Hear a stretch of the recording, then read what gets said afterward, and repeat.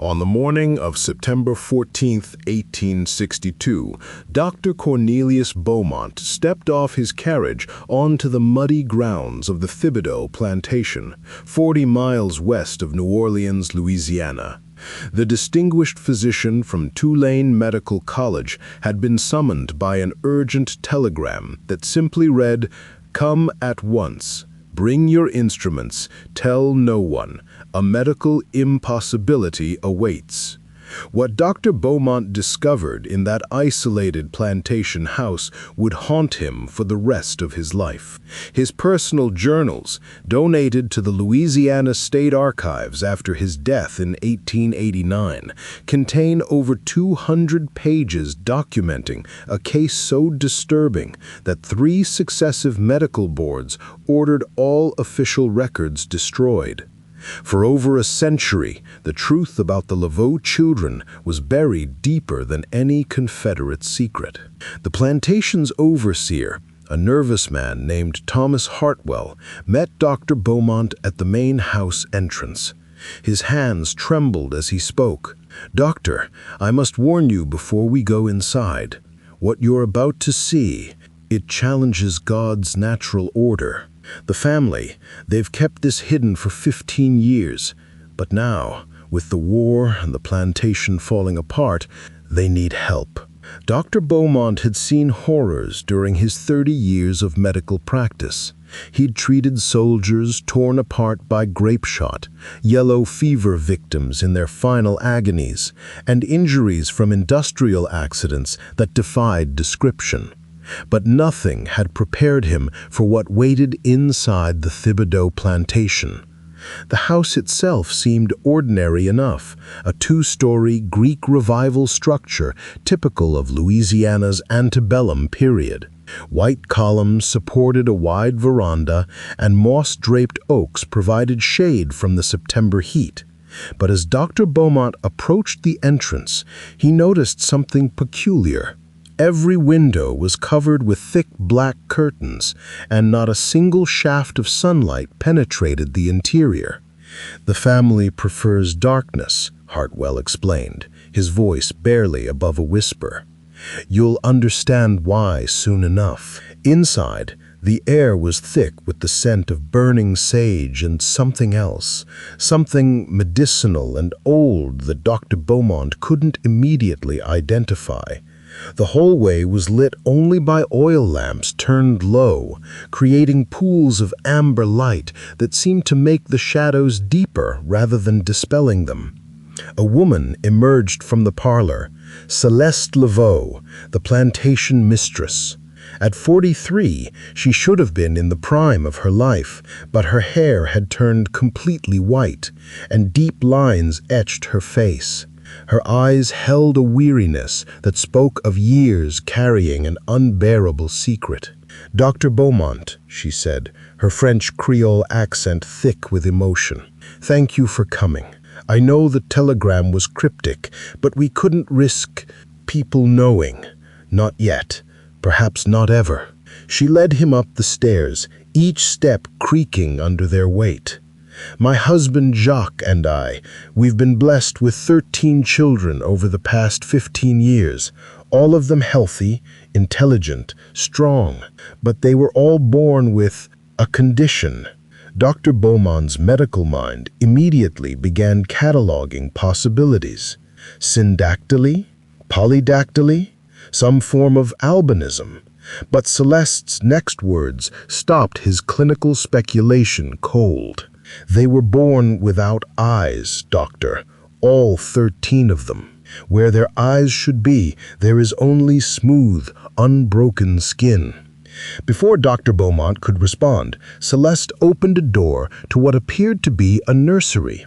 Inside, illuminated by a single candle, sat a young girl of perhaps 6, playing with a wooden doll. She turned toward the door at their entrance, and Dr. Beaumont felt his breath catch in his throat. The child's face was beautiful in every way. Delicate features, rosy cheeks, a sweet smile. But where her eyes should be, there was indeed only smooth, pale skin, as if her face was an unfinished sculpture. The flesh showed no scarring, no sign of injury or surgical intervention. It was as if eyes had simply never been part of her design. "Hello, doctor," she said, her voice bright and cheerful. "Mother told you were coming. You're wearing a blue vest with silver buttons, and you have a black medical bag in your left hand.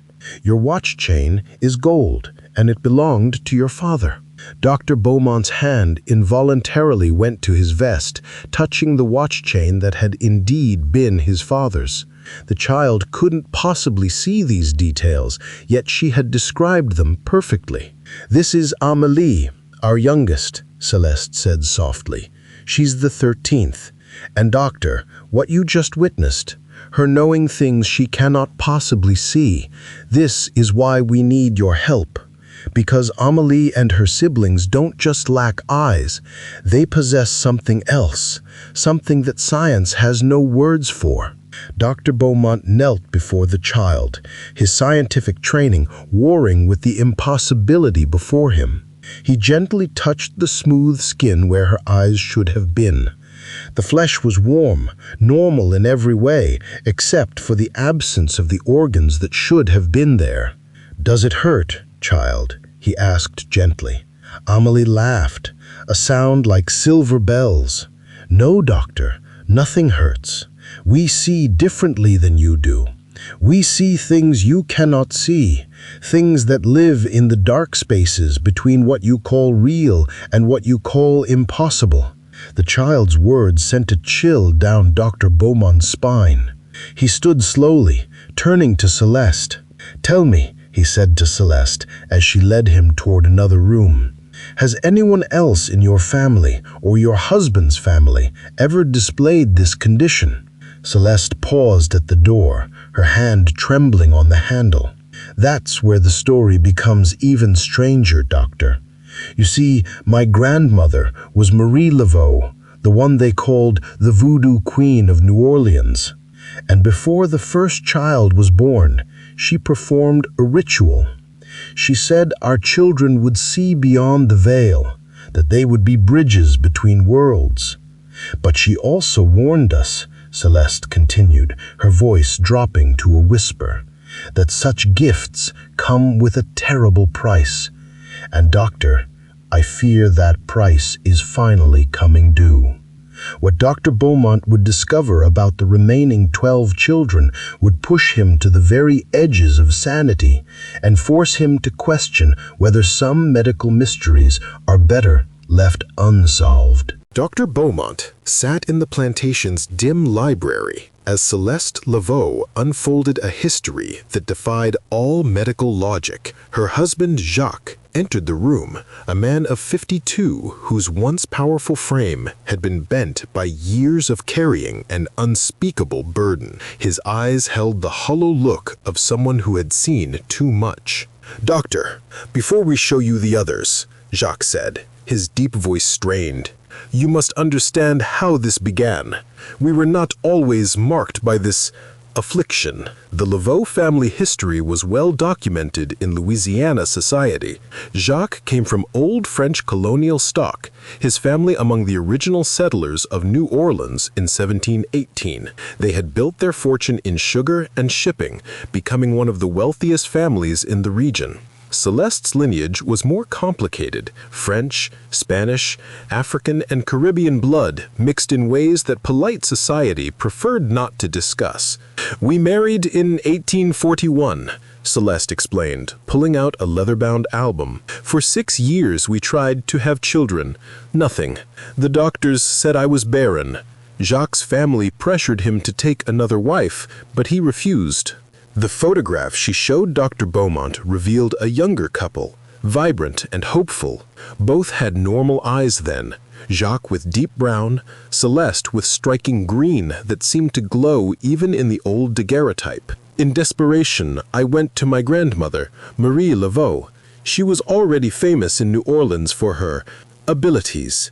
She told me she could help, but warned that the children would be different. Special. We thought she meant they would have gifts of sight, prophecy, perhaps. We never imagined Their first child, Jean-Baptiste, was born on October 31st, 1847, All Hallows Eve. The midwife, an experienced woman named Sophia Trem, had delivered hundreds of babies. But when Jean-Baptiste emerged, she screamed and dropped her instruments. "The baby was perfect in every way," Jacques recounted, his hands trembling as he spoke. 10 fingers, 10 toes, healthy cries. But his face, where his eyes should have been, there was only that terrible smooth skin. The midwife fled immediately, crossing herself and speaking of devils. Dr. Beaumont examined the birth record Jacques provided.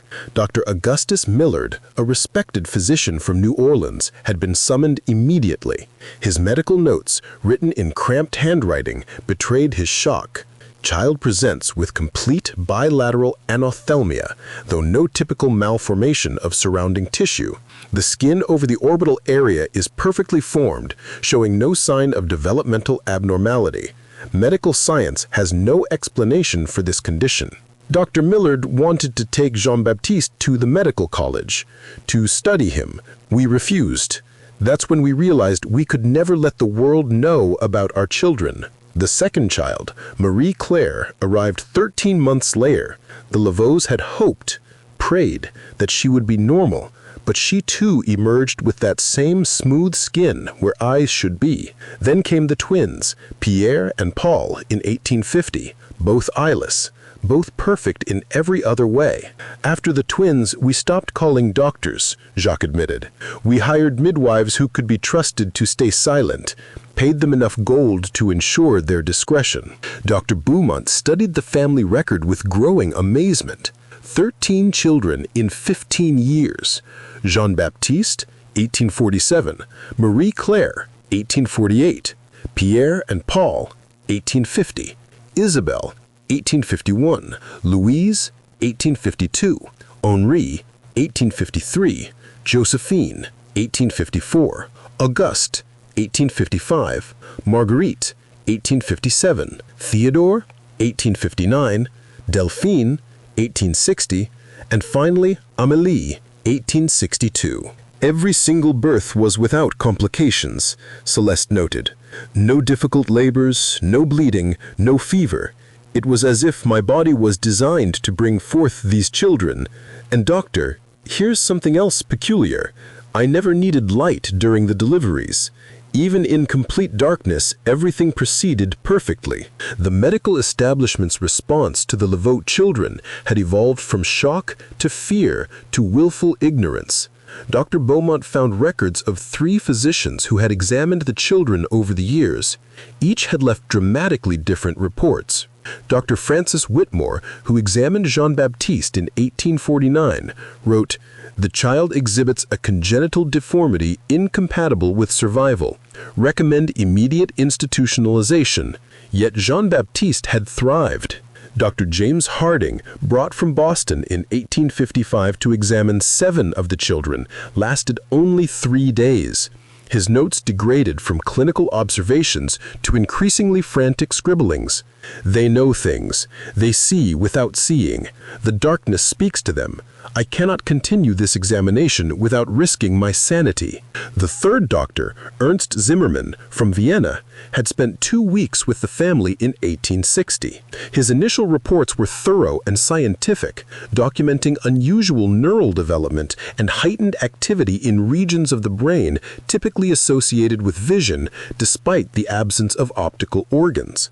Dr. Zimmermann was different, Jacques said quietly. He seemed to understand them. He said they were the next step in human evolution. Then one morning, he was simply gone. His room was empty except for his journal, filled with symbols and diagrams we couldn't understand. Dr. Beaumont examined Zimmermann's journal. The symbols were indeed bizarre, geometric patterns that seemed to shift when viewed directly, mathematical equations that violated basic principles, and repeated drawings of what appeared to be eyes within eyes within eyes. Has any physician ever suggested a cause? Genetic abnormality? Environmental factors? Anything? Celeste and Jacques exchanged a meaningful look. Dr. Zimmermann had a theory. Celeste said slowly. He believed the children weren't missing eyes. He believed they had been born with organs we simply cannot perceive, organs that exist partially in our dimension and partially elsewhere. That's when we knew we had to stop letting doctors examine them, because Dr. Zimmerman was right about one thing. Our children aren't disabled. They're something else entirely. And Dr. Beaumont, now that you're here, you'll understand why the medical establishment doesn't just refuse to study them. They're terrified of what studying them might reveal. As if responding to some unheard signal, footsteps began echoing from the floor above, 12 sets of feet moving in perfect synchronization. The Laveau children were gathering, and Dr. Beaumont was about to meet them all. Dr. Beaumont followed the Laveaux up the stairs, each step accompanied by the synchronized footfalls above. When they reached the second floor, he found all 12 older children standing in a perfect line in the hallway, their faces turned toward him with uncanny precision. Despite the absence of eyes, he felt thoroughly observed. Jean-Baptiste, the eldest at 21, stepped forward. "Dr. Beaumont," he said in cultured French, "you're skeptical but curious. Your pulse is elevated to 92 beats per minute. You had coffee with chicory this morning, and there's still a trace of bourbon from last night on your breath. You're favoring your left knee, an old injury from falling off a horse in 1844. Dr. Beaumont's hand instinctively went to his left knee, which indeed bore an old riding injury he'd never mentioned. "How could you possibly know these things?" "We see differently," Marie-Claire responded, her voice melodious. "Light and darkness mean nothing to us. We perceive the heat of your blood, the electricity in your nerves, the chemical signatures of your emotions. Your body tells us stories your eyes could never read." To test their abilities, Dr. Beaumont pulled out his pocket watch, keeping it concealed in his closed fist. "What time does my watch show?" 3:27 and 43 seconds. The watch was made in London by H. Samuel and Son in 1838. There's an inscription inside the cover from your late wife, "To my beloved Cornelius, until time itself ends." Dr. Beaumont's hands shook as he opened the watch. Every detail was correct, including the inscription he'd never shown anyone since Margaret's death 5 years prior. These children weren't reading his watch. They were reading something far more profound. "Let me show you something, Doctor," Isabel said, the fifth child, now 17. She led him to a completely darkened room, not even a crack of light beneath the door. Inside, the blackness was absolute. So thick Dr. Beaumont couldn't see his hand before his face. Yet all 13 children moved through the space with perfect confidence, never bumping into furniture or each other. They arranged themselves in complex patterns, played elaborate games, and even read from books, though how they could perceive text was beyond comprehension. "Light a match, Doctor," suggested Henri, the 7th child. When Dr. Beaumont struck the match, what he saw defied explanation. The children had arranged objects in the room, coins, buttons, pins, into an intricate mandala pattern on the floor, each item placed with mathematical precision. The design was so complex, it would have challenged a master artist working in full daylight. "We did this in 12 seconds, Josephine mentioned casually. "We could do it faster, but we didn't want to frighten you." Dr. Beaumont documented their abilities with growing amazement and unease. The children could identify objects through solid walls, describe events happening miles away, and most disturbingly, they seemed to know things about people's past and future that shouldn't have been impossible to perceive. Marguerite, only 13, touched Dr. Beaumont's hand and immediately pulled back. "You'll receive a telegram tomorrow at 11:15. Your brother in Baltimore has taken ill. You'll want to leave immediately, but you mustn't. If you go, you'll never understand what we are, and the knowledge will be lost forever." "That's enough, Marguerite," Celeste said sharply, but the damage was done.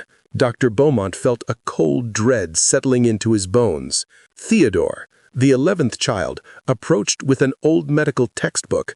Doctor, your science says the eye receives light and sends signals to the brain. But what if there are other organs that receive other signals? What if we perceive wavelengths your instruments cannot detect? The boy opened the book to a diagram of the human brain. Without looking, his finger traced regions modern science wouldn't identify for another century. Here, here, and here. These areas in our brains are different.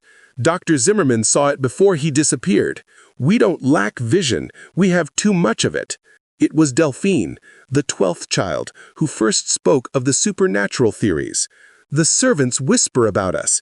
They say Grandmother Marie made a deal with the Loa, the spirits. They say we're touched by Papa Legba, the guardian of crossroads between worlds. Jack immediately protested. Superstitious nonsense. There must be a scientific explanation. But Dr. Beaumont had begun recording testimonies from the plantation's workers, and their accounts were deeply unsettling. The overseer Hartwell told of seeing the children standing in circles at night, apparently communicating without words. The cook, Emma, swore she'd seen them walk through walls, though they laughed and said she was imagining things. Most disturbing was the account of old Moses, a field hand who'd been on the plantation for 40 years. Those children ain't natural, Doctor. They talk to things that ain't there. Sometimes, when they're all together, the air gets thick, like before a storm. And the animals? Lord help us, the animals won't go near them. Dr. Beaumont tested this claim by bringing his horse near the children. The normally docile animal reared in terror, its eyes rolling white, foam gathering at its mouth. Every animal on the plantation showed the same response. A primal fear of the Laveau children. Animals see different spectrums than humans, Jean-Baptiste explained calmly. They perceive what you cannot, that we exist partially in their visible range and partially elsewhere. To them, we appear incomplete, flittering between dimensions.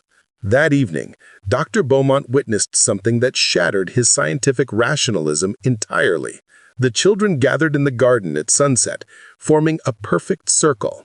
Without any visible communication, they began moving in complex patterns, their bodies swaying in harmony with something only they could perceive. The air around them began to shimmer, like heat waves rising from summer pavement. And then, for just a moment, Dr. Beaumont saw it. Translucent threads of light connecting each child, forming geometric patterns that hurt to perceive directly. In that instant, Dr. Beaumont understood that the Laveau children weren't 13 individuals. They were 13 parts of something larger, something that existed beyond the boundaries of human understanding. When the ceremony, ritual, dance ended, Amelia approached him. Now you begin to see, Doctor. We're not broken, we're bridges, and something is coming through. Over the next 3 days, Dr. Beaumont conducted the most thorough medical examinations of his career. Each child submitted to his tests with an eerie patience, as if they knew something he didn't. His findings would later be classified by the Louisiana Medical Board as too disturbing for public knowledge. He began with Jean-Baptiste, using every instrument in his medical bag. Where the orbital socket should have been, the bone structure was entirely different, smoother, denser, with microscopic perforations that seemed to serve no purpose. When he pressed his stethoscope to these areas, he heard something impossible, a low humming, like a tuning fork vibrating at a frequency just below human hearing. The bone is alive in ways it shouldn't be, Dr. Beaumont wrote in his journal. It seems to be receiving and transmitting something. But what? The physical examinations revealed that all 13 children shared identical anomalies. Their skulls were 23% thicker than normal. Their brain cases larger. Most remarkably, their pineal glands, small pine cone-shaped organs deep in the brain that Descartes had called the seat of the soul, with 3 times the normal size, and showed unprecedented calcification patterns. Dr. Beaumont used a new technique he'd learned in Paris, percussion mapping, to determine brain density. What he discovered challenged everything he knew about human anatomy. The children's brains had additional structures, convolutions that didn't exist in normal humans. These formations were located precisely where the visual cortex should connect to the eyes, except they connected to nothing visible. It's as if their brains are wired for organs we cannot see, organs that exist in theoretical space. During one examination, Marie-Claire suddenly gripped his wrist. "Doctor, you need to stop thinking so loudly. It's disturbing the others." When he asked what she meant, all 13 children answered in perfect unison. "Your thoughts have colors. Right now they're red and sharp, like broken glass. It hurts." This synchronized speech became increasingly common. The children would often speak as one voice, their words perfectly timed, despite being in different rooms. Dr. Beaumont tested this by separating them across the plantation. Even at distances of half a mile, they could repeat, word for word, conversations happening with their siblings. More disturbing were their predictions. Henri told Dr. Beaumont about a fire in New Orleans 3 hours before the telegram arrived. Josephine described a yellow fever outbreak in Baton Rouge 2 days before the first cases were reported. The twins accurately predicted the exact number of raindrops that would fall during a storm. 847,293, a number Dr. Beaumont verified through mathematical calculation based on rainfall volume. The children's behavior grew stranger as they became comfortable with Dr. Beaumont's presence. He observed them standing motionless for hours, facing walls, apparently watching something beyond the wooden planks. When asked, they described seeing the spaces between spaces and the things that live in corners of reality. One night, Dr. Beaumont discovered all 13 children standing in the plantation's courtyard, arranged in a perfect geometric pattern. They were humming, not with their mouths, but somehow with their entire bodies. The sound made his teeth ache and his vision blur. Small objects around them, pebbles, leaves, insects, rose from the ground, orbiting the children in impossible spirals. "We're practicing," Amélie explained later, "for when the door opens fully." The local community's fear had reached a breaking point. Despite the Laveau's attempts at secrecy, rumors had spread like yellow fever through the parish. Field hands reported seeing demon children who could walk through cane fields without disturbing a single stalk. House servants whispered about rooms that grew cold when the children entered, about shadows that moved independent of their casters. Father Benedict from the local Catholic church arrived uninvited one afternoon, clutching his Bible and crucifix. When Jean-Baptiste greeted him at the door, the priest stumbled backward, his face draining of color. "I can see your soul," he gasped, "but there's something else there too, something ancient, something that was never human." The priest fled, but not before warning the plantation's workers that the Laveau children were vessels for something unholy.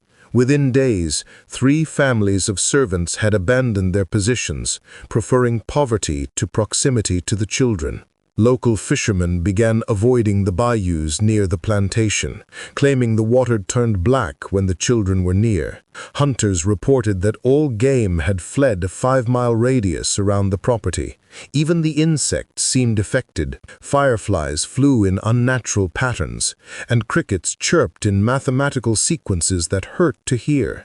Dr. Beaumont interviewed a former housemaid named Clotilde, who had worked for the family for 3 years before fleeing. "Those children, doctor, they ain't evil, but they ain't good neither. There's something else, something that shouldn't exist in God's creation. I seen them talking to empty air, and sometimes the air talked back." The fear reached its peak when a group of night riders, Confederate deserters turned bandits, attempted to rob the plantation. According to the sole survivor, they had entered the grounds at midnight, only to find all 13 children waiting for them in the darkness. They didn't move, didn't speak, but suddenly my partners started screaming, clawing at their eyes, saying they could see things, horrible things crawling out of the dark. 2 men shot themselves rather than keep looking. The rest ran into the swamp and never came out. Dr. Beaumont found the survivors' account credible, especially after discovering the bodies exactly where the man described. The corpses showed no signs of violence from the children, only self-inflicted wounds and expressions of absolute terror frozen on their faces. As his investigation deepened, Dr. Beaumont realized he was documenting something beyond medical anomaly. The Laveau children were connected to something vast and incomprehensible, something that existed just beyond the edge of human perception. His scientific training told him to find rational explanations, but his observations led to only one conclusion. These children were doorways to something else, and that door was opening wider every day. On his 10th night at the plantation, Dr. Beaumont awoke to find all 13 children standing around his bed, their eyeless faces turned toward him. "Tomorrow," they said in unison, "you'll understand everything. Grandmother is coming." Marie Laveau arrived at the plantation as the sun died behind the cypress trees, her presence announced by a murder of crows that circled the property 3 times before settling in perfect silence. At 78 years old, the infamous voodoo queen of New Orleans moved with the fluid grace of someone who existed partially outside normal time. Dr. Beaumont had heard the legends, how she could cure yellow fever with a whisper, how she knew every secret in New Orleans, how even the Catholic priests sought her counsel in desperate times. But seeing her in person was different. Her eyes held depths that seemed to extend beyond the physical, and when she looked at him, he felt thoroughly examined down to his very soul. "Dr. Beaumont," she said, her voice carrying traces of French, Spanish, Creole, and something older, "you've been studying my grandchildren.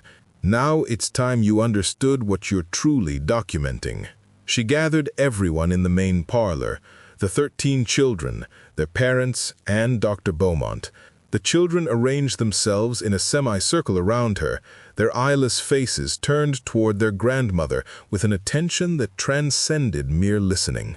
22 years ago, Marie began, Celeste came to me in desperation. 6 years of marriage, no children. The doctors said she was barren. Jacques' family threatened to have the marriage annulled. They were considering having her committed to an asylum for hysteria. Celeste gripped her husband's hand tighter. "We were desperate," she whispered. "I would have done anything." Marie Laveau continued, her eyes never leaving Dr. Beaumont's face. "There are rituals, doctor, older than Christianity, older than written history. Rituals that reach back to when the first humans realized they were not alone in this universe. The Loa, the spirits, they exist in spaces between what you call reality. They see everything because they exist in all dimensions simultaneously. I warned them," Marie said, producing an ancient leather journal written in a mixture of French and symbols Dr. Beaumont couldn't identify. The ritual would grant them children, but these children would belong partially to our world and partially to the realm of les invisibles, the unseen ones. Dr. Beaumont's scientific mind rebelled. "Madame Laveau, surely you don't expect me to believe." "I expect you to observe," she interrupted. "You've seen what these children can do. You've documented abilities that your science cannot explain. Now watch." Marie began speaking in a language that hurt to hear, syllables that seemed to bypass the ears and resonate directly in the bones. The 13 children responded immediately, their bodies beginning to sway in perfect synchronization. The air in the room grew thick, and Dr. Beaumont felt a pressure building behind his eyes. Suddenly he could see them, translucent forms hovering around each child. beings of impossible geometry that existed in more dimensions than human eyes could process. They were beautiful and terrible, ancient beyond measure, and they were looking back at him through the children. The ritual opened a door, Marie explained as the vision faded. Each child is a bridge between worlds. Papa Legba, the gatekeeper of the crossroads, marked them at conception. They have no eyes in this world because they see with the eyes of the Loa. She showed Dr. Beaumont the journal, pointing to a specific passage. The ritual required sacrifice, not of blood, but of normalcy. The children would be powerful, able to perceive all things, but they would never fully belong to either world. They would be living conduits.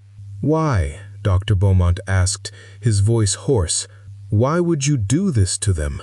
It was Jean-Baptiste who answered, "Because something is coming, Doctor.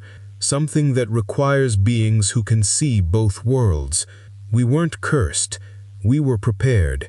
Grandmother saw the future and knew we would be needed." Marie Laveau stood, her presence filling the room. "In 1841, I had a vision.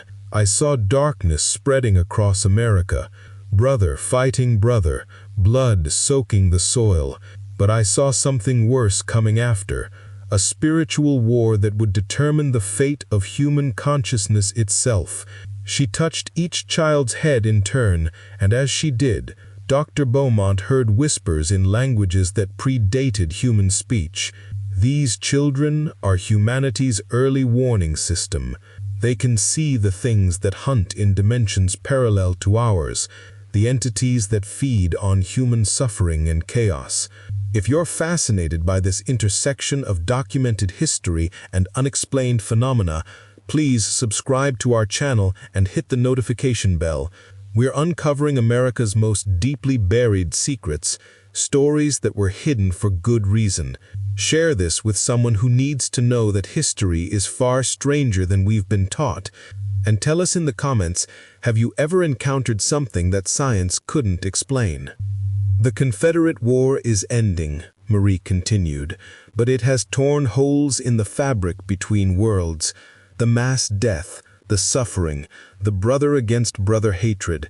It's feeding things that should remain starved. My grandchildren can see these tears in reality. They're trying to warn us." Dr. Beaumont turned to his notes from the past days. The children's strange behaviors suddenly made terrible sense. They weren't looking at walls. They were watching things moving behind reality's facade. Their synchronized movements weren't random.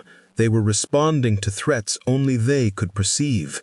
The medical establishment refuses to study them because somewhere, deep in their rational minds, they know the truth. Acknowledging what these children are would mean accepting that materialism is a comforting lie, that there are forces beyond human comprehension that have always been here, watching, waiting.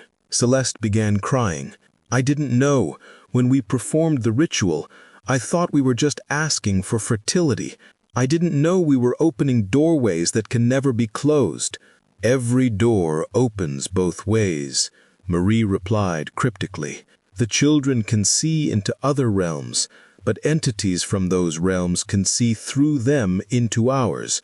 They've been watching your children, Dr. Beaumont, studying them just as you have." As if responding to her words, all 13 children turned their heads toward the same empty corner of the room. "They're here now," Emily said quietly. 3 of them. "They want to know why you're documenting us, Dr. Beaumont. They want to know if you're going to tell others." The temperature in the room plummeted. Frost began forming on the windows despite the humid Louisiana heat outside. Dr. Beaumont's breath came out in visible puffs, and he felt eyes, many, many eyes watching him from that empty corner. Marie Laveau raised her hand, speaking words of power that made the air crackle. The oppressive presence retreated, but not before Dr. Beaumont heard, or thought he heard, a whisper that seemed to come from inside his own skull. "The children belong to us. They have always belonged to us. Now you understand, Marie said, fixing Dr. Beaumont with her ancient gaze. Will you still document this truth, knowing that doing so might invite these entities to notice you? Or will you do as the others did, flee and try to forget? Dr. Beaumont looked at the 13 children, at their parents' desperate faces, at Marie Laveau's knowing eyes. His next decision would determine not just his fate, but possibly the fate of everyone who learned about the Laveau children's true nature. Dr. Beaumont's decision to alert the medical authorities would prove to be the greatest mistake of his career. On September 28, 1862, 3 days after Marie Laveau's visit, a convoy of carriages arrived from New Orleans carrying the most distinguished medical minds in Louisiana. They came prepared to study what they believed would be a case of mass congenital deformity. They left as broken men. Dr. Marcus Whitfield, head of the Louisiana Medical Board, led the delegation. With him came Dr. Ernst Hoffmann from the University of Vienna, Dr. James Cartwright from Harvard Medical School, and Dr. François Dubois from the Sorbonne. These men had witnessed battlefield amputations, dissected hundreds of corpses, and studied the most extreme medical anomalies of their age. None were prepared for the Laveau children. We established a temporary laboratory in the plantation's east wing, Dr. Whitfield would later write in a report that was immediately classified. Our initial assumption was that we were dealing with a genetic abnormality, perhaps caused by environmental factors or inbreeding. That assumption lasted exactly 17 minutes. The first demonstration shattered their scientific worldview. Dr. Hoffmann had brought a sealed box containing his personal effects from Vienna, items no one else had seen. Without touching the box, Marie Claire described every object inside: a photograph of his deceased daughter, a piece of shrapnel from his service in the Austrian army, and a love letter from a mistress his wife never knew about. The letter is dated March 15, 1859. Her name was Ingrid. She had green eyes and a birthmark on her left shoulder shaped like a crescent moon. She died of consumption 2 years ago, but you still carry her handkerchief. Dr. Hoffmann collapsed in his chair, clutching his chest. When they opened the sealed box, every detail was confirmed. The handkerchief was there, still faintly scented with lavender perfume. Dr. Cartwright attempted to maintain scientific objectivity by conducting controlled experiments. He created mathematical problems of increasing complexity, writing them in a separate room where the children couldn't possibly see. The twins, Pierre and Paul, solved differential equations that would challenge university professors despite having no formal mathematical education. "They're not calculating," Dr. Cartwright observed with growing unease. "They simply know the answers, as if they're reading them from somewhere else." The most disturbing test came when Dr. Dubois asked the children to describe what was happening in Paris at that exact moment. Josephine closed her eyeless face in concentration, then began speaking. "The Seine is flooding. The water has reached the 3rd stone of the Pont Neuf. A woman in a blue dress just dropped her parasol into the river from the bridge. A man named Claude Mercier is drowning near the Ile de la Cité. He has 7 francs and a brass pocket watch in his vest." 6 weeks later, when newspapers from Paris finally reached Louisiana, every detail was confirmed. The flooding, the timing, even the unfortunate Claude Mercier, whose body was found with exactly 7 francs and a brass pocket watch. But it was what happened to the scientists during prolonged exposure that truly terrified the medical establishment. Dr. Hoffmann was the first to break. After 3 days of studying the children, he began seeing things that weren't there, or perhaps things that were there but shouldn't be visible. "There are creatures in the walls," he wrote in increasingly frantic journal entries. "They watch us through angles that don't exist in three-dimensional space. The children can see them clearly, but when I try to focus on them, my mind, it fractures." By the 5th day, Dr. Hoffman was found in his room, having scratched symbols into his own flesh with a surgical scalpel. The symbols matched none in any known language or mathematical system, yet when Dr. Beaumont saw them, he felt an overwhelming urge to copy them, to spread them, as if they were a virus of meaning itself. Dr. Cartwright lasted 8 days before he suffered what his colleagues termed a complete psychological dissolution. He became obsessed with the number 13, filling hundreds of pages with calculations that showed how every significant event in human history was connected to that number. His final coherent statement was, "They're not children, they're countdown timers. When all 13 align, something ends and something else begins." Dr. Dubois tried to document everything with the new photographic equipment he'd brought from Paris, but when the plates were developed, they showed not the children, but empty spaces in the shape of human bodies, and within those spaces, hints of vast cosmic machinery, gears and wheels of light that hurt to perceive even in still images. "We cannot allow this information to become public," Dr. Whitfield wrote in his final report to the medical board. "The human mind is not equipped to process what these children represent. They are living violations of natural law, and studying them leads only to madness." The children themselves seemed aware of the effect they had on the scientists. Henri, only 9 years old, approached Dr. Whitfield with an expression of what might have been pity on his eyeless face.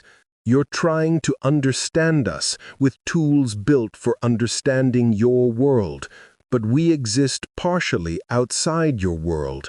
It's like trying to understand the ocean by examining a single drop of water. The more you study us, the more the incompleteness of your reality becomes apparent, and human minds tend to break when they realize how small their universe really is." The medical board made their decision on October 7, 1862. All research into the Laveau children was to cease immediately. All notes, photographs, and recordings were to be destroyed. The scientists who had participated were sworn to secrecy under threat of being declared insane and institutionalized. But they couldn't destroy everything. Dr. Beaumont had hidden copies of his journals. Dr. Hoffman, before his complete breakdown, had sent coded letters to colleagues in Europe. And somewhere, in a vault beneath the Louisiana Medical Board building, the original photographic plates still existed, the ones showing the cosmic machinery visible through the children-shaped voids. Dr. Whitfield's final words on the matter, spoken to Dr. Beaumont in private, would haunt him forever. "Those children are not the product of disease or deformity. They're evidence that everything we believe about reality is wrong. And if that knowledge spreads, if humanity realizes that we're not alone, that we've never been alone, that things have been watching us through those 13 windows since they were born, civilization itself would collapse." As the medical delegation prepared to leave, all 13 children gathered to watch them go. "You'll be back," Amélie said softly. "When the door opens, everyone will have to acknowledge what we are." October 31st, 1862. Remember that date, Dr. Beaumont.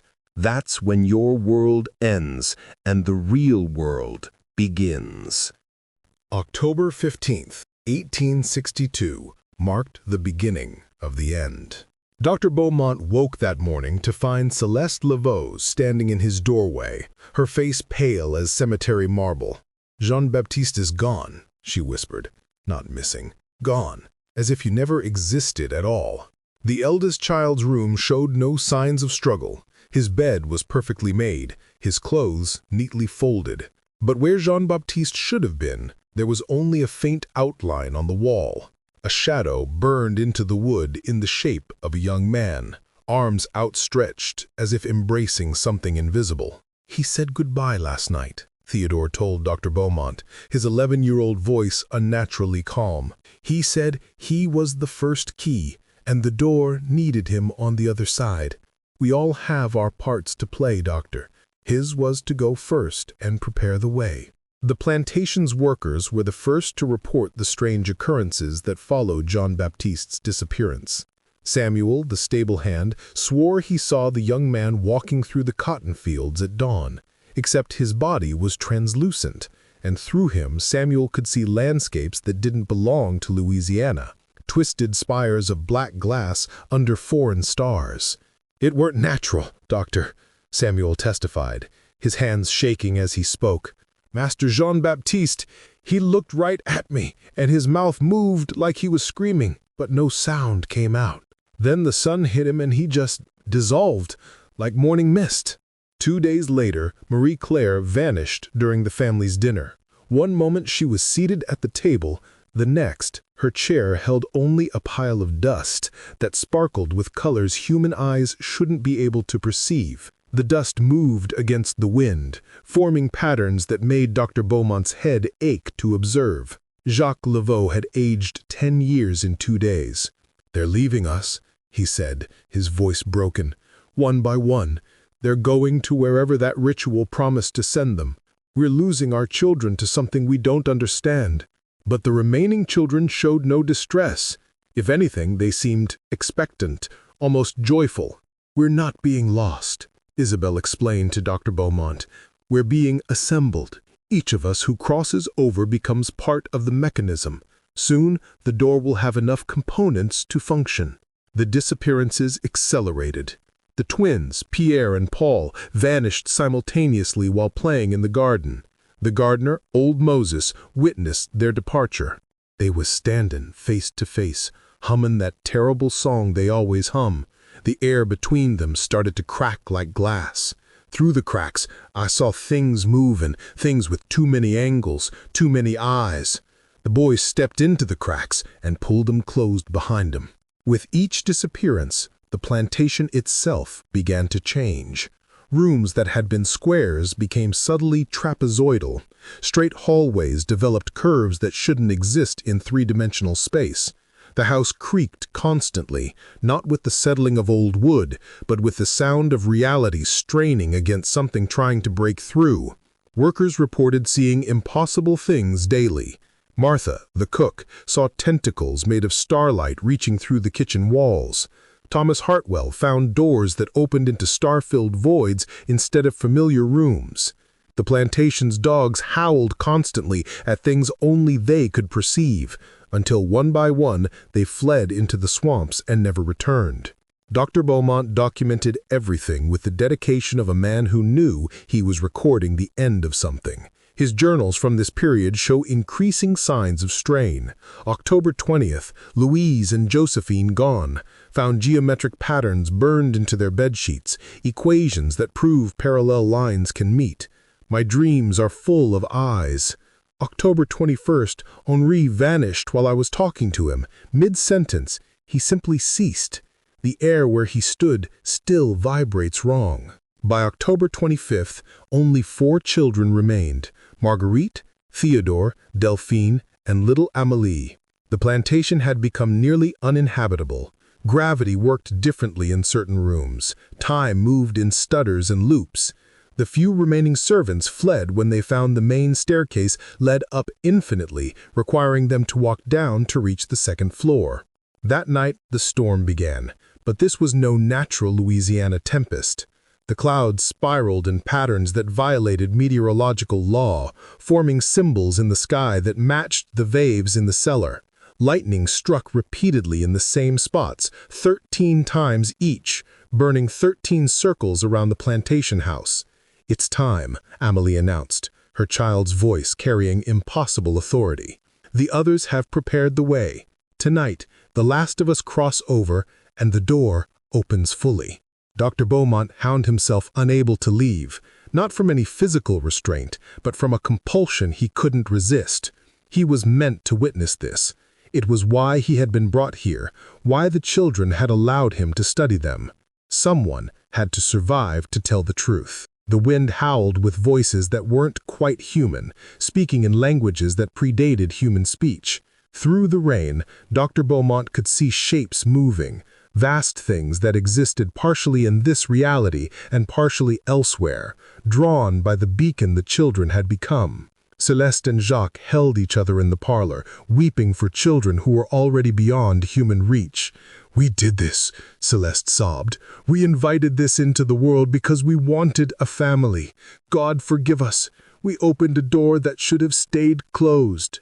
Theodore approached Dr. Beaumont one last time. "You need to go to the cellar, Doctor. That's where it will happen. That's where the 13 keys will turn the lock. Document everything. The world needs to know that on October 31st, 1862, humanity discovered it was not alone, had never been alone, and that some doors, once opened, can never be closed." As midnight approached, the 4 remaining children began walking toward the cellar, their movements synchronized, their eyeless faces serene. The storm reached its crescendo, and reality itself seemed to hold its breath. Dr. Beaumont followed them down into the darkness, his journal clutched in trembling hands, knowing that what he was about to witness would either destroy him or transform humanity's understanding of its place in the cosmos. Dr. Beaumont's final journal entries were discovered scattered across the root cellar floor, pages torn and blood-stained, the handwriting deteriorating from his usual precise medical script to barely legible scrawls. What follows are his last coherent recordings from October 31st, 1862. 11:47 p.m.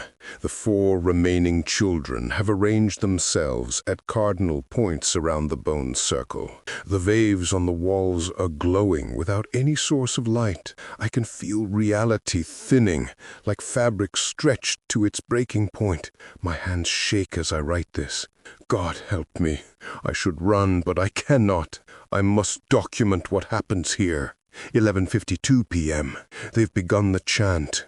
Not with their mouths. The sound comes from inside their bodies, from their bones, from the smooth skin where their eyes should be. The other 9 children are here too, but not physically. I can see their outlines, translucent, standing between the living children. They exist in 2 places at once now. 11:54 p.m. The cellar floor is cracking, not breaking, opening.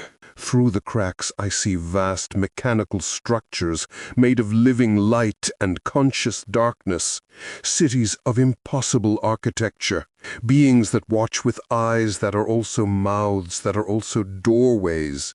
The children were never blind. They were seeing this all along. Dr. Beaumont's next entry was written in a different hand, as if something else was guiding his pen. The 13 are one. The one is 13. Each child a synapse in a mind too large for your dimension. Marie Laveau didn't summon us. We summoned her, prepared her, used her ritual to build ourselves bodies that could exist in your narrow slice of reality. The handwriting returned to Beaumont's, though noticeably more frantic. Midnight. Oh God, I understand now. The children aren't human. They never were. They're appendages, fingers of something vast reaching into our world. Each birth was another finger pushing through. When all 13 are reunited, the hand can finally grasp what it came for. What Dr. Beaumont discovered in the deepest part of the root cellar would have been dismissed as the ravings of a madman, if not for the physical evidence that remained. Behind a wall that shouldn't have existed, the cellar was supposed to be solid earth on all sides. He found a chamber that had been there long before the plantation was built. The chamber was filled with bodies, hundreds of them, perfectly preserved, dating back centuries. Indigenous peoples, French colonists, Spanish explorers, all with the same expression of transcendent horror frozen on their faces, and all missing their eyes. The sockets filled with that same smooth skin the Laveau children bore. These were the failed attempts, Dr. Beaumont wrote. For 300 years, it has been trying to birth itself into our world. Each generation, it got closer. The Laveau children are the first success, 13 fragments of an entity that exists in higher dimensions, finally given form in ours. In the center of the chamber was something that Dr. Beaumont's mind couldn't fully process. His journal attempts to describe it multiple times, each description contradicting the last. It's an egg made of compressed space-time, containing something that watches. It's a door painted on reality, with brushes made of human consciousness. It's a wound in the universe that's been trying to heal wrong for millennia. It's the real form of the Laveau children, a single organism spread across 13 bodies, and now it's waking up. The truth, as Dr. Beaumont finally understood it, was that humanity had built its entire civilization in the shadow of sleeping giants. Entities that existed in dimensions perpendicular to ours, occasionally pressing against the membrane of reality, leaving impressions that humans interpreted as gods, demons, or miracles. The children told me they could see the spaces between spaces, but they are the spaces between spaces. Each child is a gap in reality where something infinitely larger peers through, and tonight all 13 gaps are aligning into a single opening. If you're still watching, if you can handle the truth about what lurks behind reality's facade, then subscribe now and hit that notification bell. Because what happened next in that Louisiana cellar changed the course of human history, though few would ever know it. Share this with someone brave enough to confront the fact that we are not alone, have never been alone, and that some mysteries are buried for humanity's protection. Tell us in the comments, do you think Dr. Beaumont survived what came next? The final coherent entry in Dr. Beaumont's journal reads, 12:13 a.m., November 1st, 1862. All 13 children are now standing in the circle, but they're also not standing in the circle. They exist in multiple positions simultaneously, their bodies flickering between states. Amelie just looked at me, looked despite having no eyes, and said, "Thank you for watching, Dr. Beaumont. Every birth needs a witness." I can see it now, the thing they really are. It has been sleeping under Louisiana since before humans walked upright. The French built New Orleans on top of it, without knowing it. Every war, every drop of blood spilled into this soil has been feeding it. The children are its dreams given form, and now it's waking up. The walls are transparent now. I can see through them, through the earth, through the curve of space itself. The Laveau children are standing in a circle, but they're also standing in a sphere, a tesseract, a shape that exists in 13 dimensions simultaneously. They're opening like flowers, revealing what was always inside them. The journal's last legible words, written in what appears to be Dr. Beaumont's blood, are, "It's beautiful. God help me, the thing wearing 13 children's faces is the most beautiful thing I've ever seen. It's showing me the truth that consciousness is the only real substance in the universe, and everything else, including what we call matter, is just dreams. The children were never cursed. They were blessed to be part of something infinite, and now that infinity is looking directly at me, and I understand why humans were given eyes that can close. The journal ends there.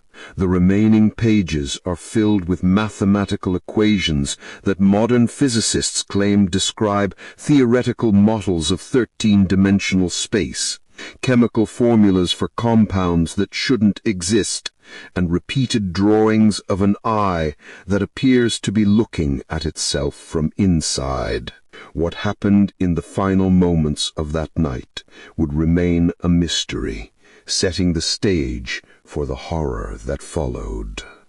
November 1st, 1862, 6 a.m. The Union Army's 3rd Louisiana Infantry Regiment arrived at the Thibodaux Plantation to find a scene that would be classified for the next 160 years. Colonel Marcus Webb's official report, declassified in 2022, described what they encountered. The plantation house stands intact but wrong. Geometry doesn't function properly within its walls. My men report seeing rooms that exist in multiple locations simultaneously. The cellar is sealed by something that isn't quite matter. It feels solid but looks like crystallized air. Inside, we can see Dr. Beaumont and 4 children, perfectly preserved but frozen mid-transformation into something else. The military response was swift and absolute. By November 3rd, the entire plantation was under federal quarantine. The official story claimed yellow fever, but the 100 soldiers stationed around the perimeter weren't there to keep the disease in. They were there to keep something else from getting out. General Benjamin Butler himself arrived from New Orleans to assess the situation. His private correspondence, discovered in 1974, revealed the true extent of the government's concern. Whatever happened at Thibodaux threatens the very fabric of reality. We've consulted physicists, theologians, and alienists. None can explain how a cellar can exist in 13 dimensions simultaneously while remaining visible in ours. The 4 children in the cellar, Marguerite, Theodore, Delphine, and Amélie, were neither dead nor alive. They existed in a state military scientists called dimensional flux, their bodies phasing in and out of visibility. Sometimes they appeared as children, sometimes as geometric patterns of living light, sometimes as gaps in space that revealed vistas of alien worlds. Dr. Beaumont's body showed similar properties. Witnesses reported seeing him writing in his journal even though he was frozen in place, his pen moving across pages that materialized from nowhere. The words he wrote were visible for seconds before fading, always the same message. They're still here, all 13, waiting. The 9 children who had vanished first were never found, but their presence could be felt. Soldiers reported hearing them singing in harmonies that human throats couldn't produce. Their shadows would appear on walls with no light source to cast them, and sometimes, in peripheral vision, all 9 could be seen standing in the spaces between seconds. What the government discovered next changed everything. This wasn't an isolated incident.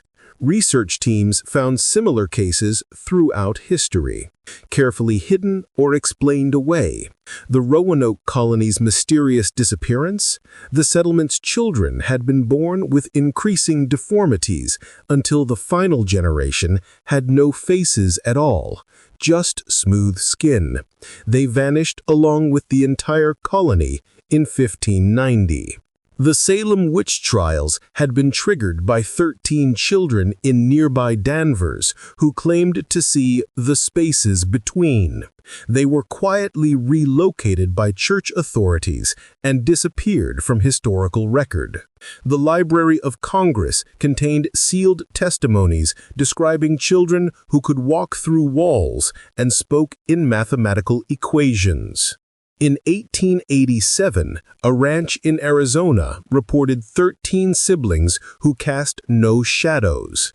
The entire family vanished during a solar eclipse, leaving only geometric patterns burned into the desert that can still be seen from satellite imagery today, though they're officially listed as unusual mineral deposits. A fishing village in Alaska, 1923, 13 children born during the same aurora borealis, all with skin that showed star patterns instead of eyes. The entire village was found frozen, not from cold, but frozen in time. The residents caught mid-motion like insects in amber. The site remains classified as a military testing ground. In 1998, the Pentagon's Project Laveau attempted to study the preserved bodies using modern technology. The DNA analysis results were immediately sealed. Dr. Jennifer Martinez, the lead geneticist, resigned immediately after, but not before her final report leaked. The children share human DNA, but it's been edited by something that understands genetics at a level we won't reach for centuries.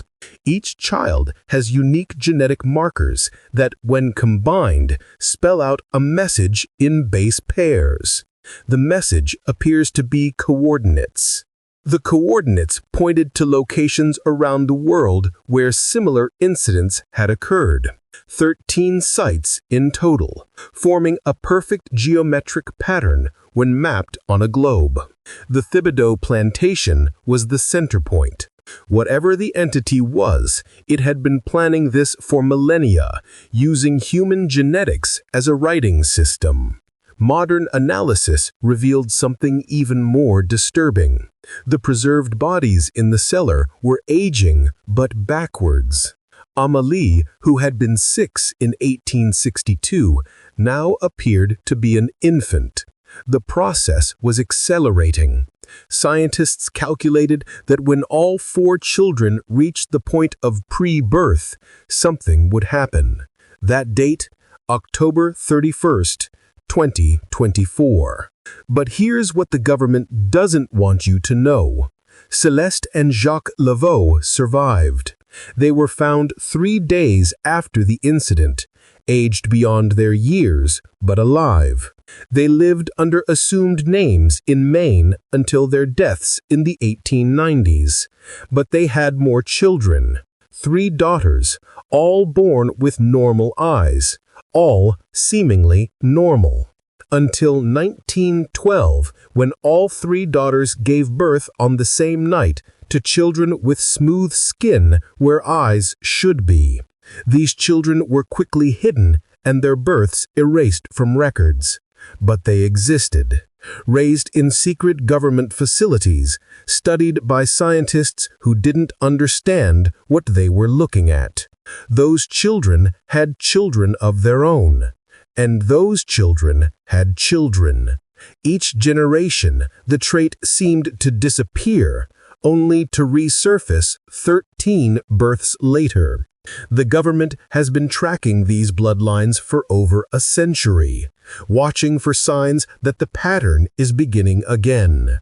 In 2019, 13 children were born in hospitals across America, all on the same night, all with a rare genetic marker that matched the Laveau children.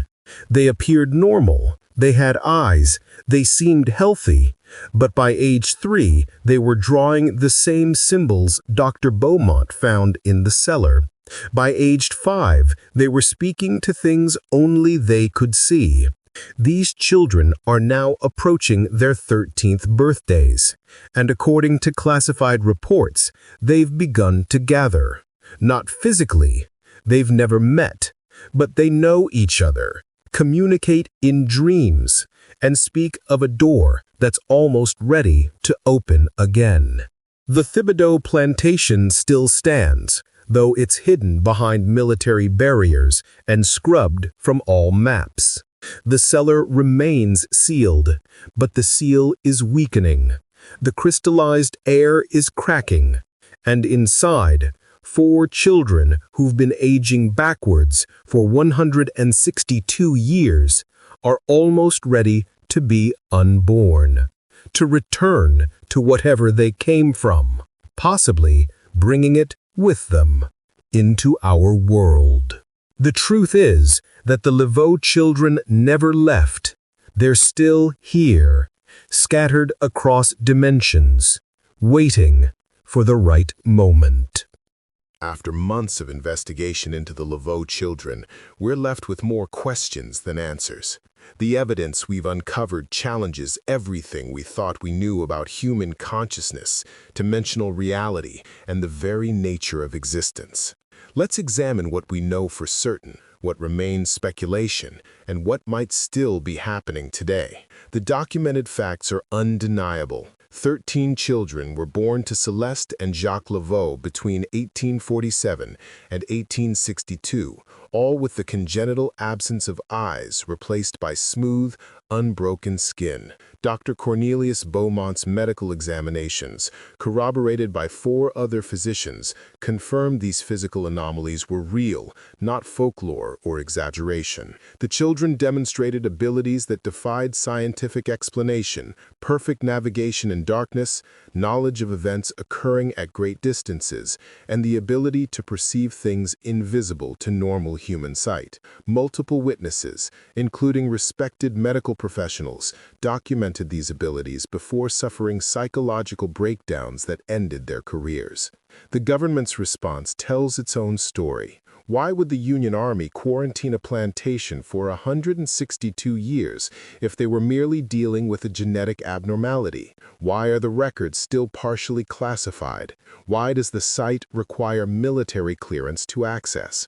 The official explanation of yellow fever doesn't account for the ongoing military presence or the advanced monitoring equipment installed around the property. Now let's examine the competing theories about what the Laveau children really were. Theory 1. Genetic mutation. Some scientists propose the children suffered from an extreme form of enophthalmia, combined with synesthesia that allowed them to perceive electromagnetic fields, infrared radiation, and other typically invisible phenomena. This would explain their navigation abilities and some of their uncanny knowledge, but it doesn't explain the synchronized disappearances, the dimensional anomalies, or why studying them drove researchers insane. Theory 2. Collective consciousness. Parapsychologists suggest the children represented humanity's first documented case of a true hive mind, 13 bodies sharing one consciousness that could access information through quantum entanglement. Their abilities were perhaps an evolutionary leap, a preview of humanity's future potential. But this doesn't explain the ancestral chamber Dr. Beaumont found or the pattern of similar cases throughout history. Theory 3.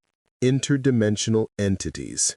The most disturbing theory, supported by Dr. Beaumont's final notes, suggests the children were never fully human. They were biological anchors for something that exists primarily in higher dimensions, using human bodies as sensory organs to perceive and interact with our three-dimensional world. The ritual didn't create them, it simply allowed something that already existed to finally manifest physically. Theory 4. Temporal paradox.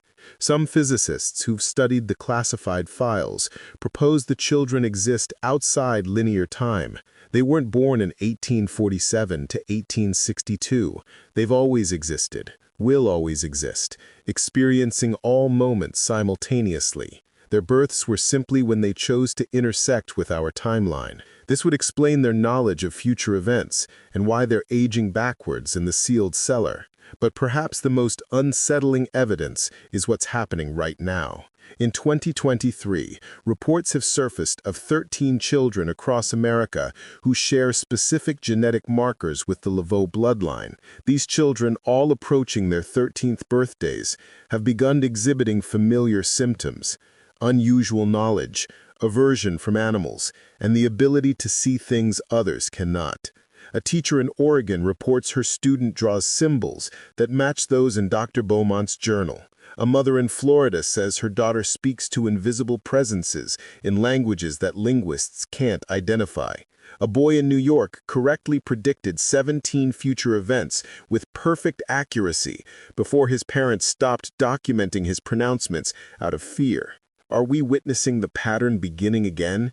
Is October 31st, 2024, when the original 4 children complete their reverse aging, going to mark a new phase of whatever process began in 1862?